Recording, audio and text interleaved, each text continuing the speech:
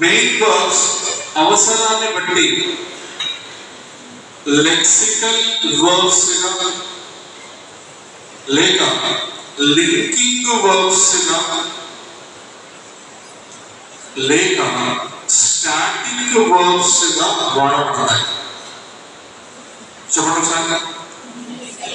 Main verbs ఏమని పిలుస్తున్నారు? ఇవి ఎలా వాడవచ్చు? Lexical, linking, static. సార్ ఒక ఉదాహరణ చెప్పండి. ఇప్పుడే చెప్పాను, విరాట్ ప్లేస్ క్రికెట్.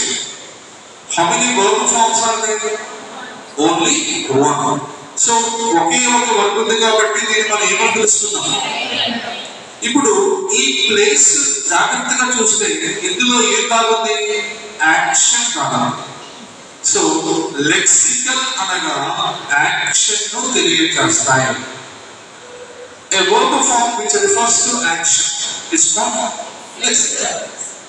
ఇప్పుడు ఇవి చూడండి, is, am, are, was, were.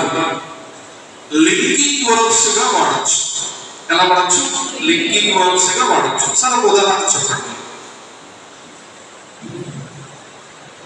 Sita is a doctor. First of all how many verb forms are there? రెడీగా? ఒకటే ఉంటే ఏమంటాం? Main verb. అయితే ఇందులో యాక్షన్ ఉందా? లేదు కాబట్టి ఏం కాదు? లెక్సికల్ కాదు. మరి ఏమైందంట? ఇదిగో ఇచ్చుడు తీసేసాను. చదువు.